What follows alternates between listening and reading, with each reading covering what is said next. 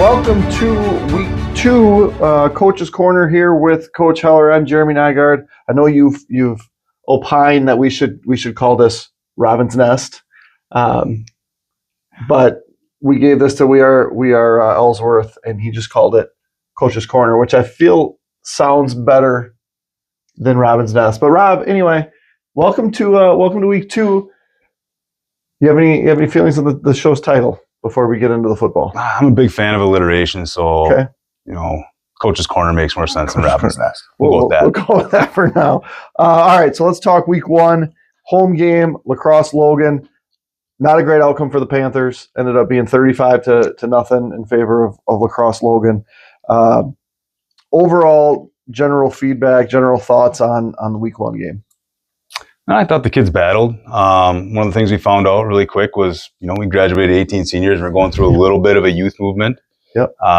We asked the kids a question: how many of you guys had played over 50 varsity snaps before Friday night's game? And 4 kids raised their hands. So we're pretty green. Mm-hmm. Even if you look at our lineup, we get a lot of kids starting that are seniors and juniors, but they have very little playing experience.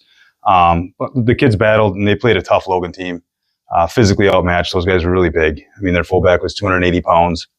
I wouldn't ask any of our guys to really stick their nose in there against that guy, but like I said, proud of the way they competed, and well coached, athletic, very experienced Logan team week 1.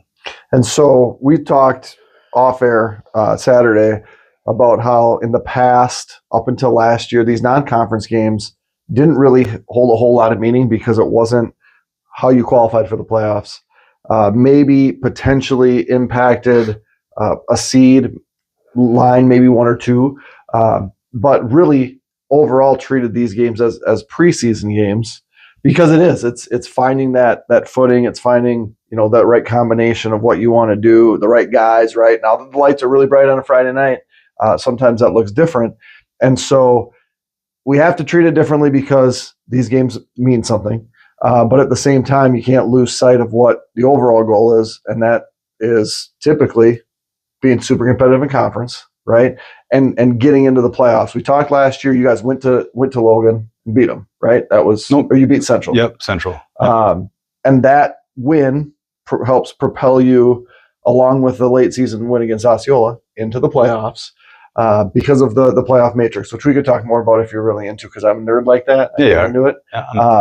But I mean, we can talk more about that later. So anyway, well, that would have been a great win. I mean, that Logan team, I think they're going to make some hay this year. Right. They're going to be good. They're going to be competitive. Right. I can see those guys making a little bit of a run in D3. So if we would have been able to pull that win off, that'd have been a fantastic win. Huge. Right. Not to say Lacrosse Central wouldn't be. Lacrosse Central, that win last year, I think they tied 3-way for MVC championship. That's a great win to the playoff matrix. So, one game down, but if we can pull something off against Central, that's not a bad spot to be in either. We'll come back. We'll talk a little bit more about Central, but let's talk now 3 phases of the game. Offensively, struggled, didn't get on the board. Took a while to get that first down. Overall, I think I had you down looking at the bounce stats: 88 yards passing on 21 attempts, 49 yards rushing. Not exactly what you want to do going, into the season. But what stuck out to you as highlights, positive points of the offense? I was glad how he kind of adjusted second half. I mean, it wasn't any fun being down 28 at halftime, but once we kind of figured out where we needed to go with the ball, utilize our good players, Sawyer Van Horn, get him involved in the passing game and kind of settle things down. The lights weren't quite so bright. Some things started to click for us, which was nice to see. Always nice to see kids make adjustments in the right way at half. But yeah, starting the game off that slow, it was just, literally just being physically outmatched. It was tough to run the ball. New concepts this year running the ball. So, not exactly a great way to start against a team like Logan that is bringing back a ton of experience and trying to run new concepts. But the kids stuck with it. He had some big plays at the end of the first half. Had an explosive run.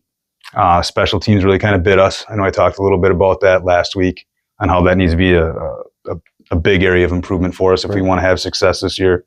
So we're looking to grow in that area this week 2, and just taking a look at Central. We like that matchup a little better than Logan, obviously. But like I said, I was happy with the way the kids adjusted, made improvements as the game went along, kind of settled in, finding Van Horn, utilizing him, and he opens up some things in the run game later on in the game. So flip over to the defensive side of the ball. Plenty of opportunities to tackle. Knox Hines, I think, had double-digit tackles. He's a guy that mean, he contributed as a freshman, someone that's always kind of stepped up. Just look different on film, right? Yep. Like, who's that guy? Moves at a different speed. Wittenberg and Van Horn were your three leading tacklers. Who stuck out to you as the best players on your defensive side of the ball on week one? Yeah, it's no surprise, or we're not going to sneak up on anybody with Van Horn. If you're out conference as a linebacker in this league as a junior, you're a stud. Yep. So the defense runs through Sawyer, and we got a solid guy behind him in the middle of our defense with Knox coming back, having double-digit tackles. Like you said, he's a guy that's going to come downhill, play in the run game, be effective, and be able to cover the pass. So he's a nice player to have back this year. And then up front, I'd like to see our guys up front be in a little better shape. It's week one stuff. It's week one for everybody, but we kind of had a rotation. I'd like to see those guys be able to go a couple more series before we have to start rotating week two. But, Eli Grand's going to be a big run stopper for us. Brecken Young has some experience, had a great summer in the weight room. So looking to see some more improvement on the defensive side of the ball from the D-line, I would say. Yeah, and it was an interesting fall camp because, traditionally, it's really, really hot. Right. And this year it was warm, but not your 95-degree heat. Yeah. But still warm, right? And now week one, breezy, but warm again. So it's just interesting how as the season progresses, you get guys cramping up, you get guys that are tired. But then as we get into the conference season and it's now 65 degrees, it's a different type of game where you don't have to be. You're in better shape from playing, but it's not the heat, the humidity really wearing you down. Yeah, it was an interesting week one. Normal conversations with the opposing head coach and officials, like, when are we going to take our water breaks? You don't use a timeout, you get a water break because it's hot and humid, but not even a part of the conversation pregame this year. And like you said, we had a pretty easy summer as far as camp goes.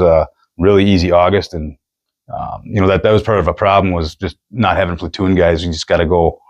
So many guys getting so many reps, where Logan had some depth, and that kind of bit us. But definitely a unique week one weather-wise. Is there anybody that you talked about being green, right? And sometimes it's like, don't know how they're going to do first varsity reps.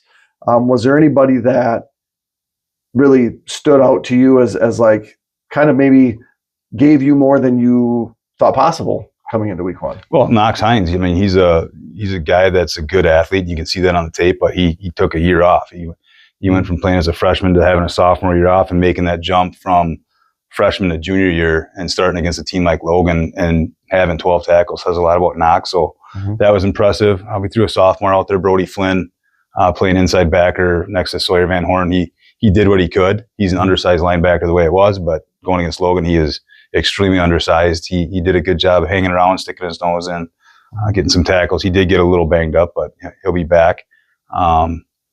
Another guy that had a decent game was Bentley McCarty. He's a starting outside linebacker for us as a sophomore.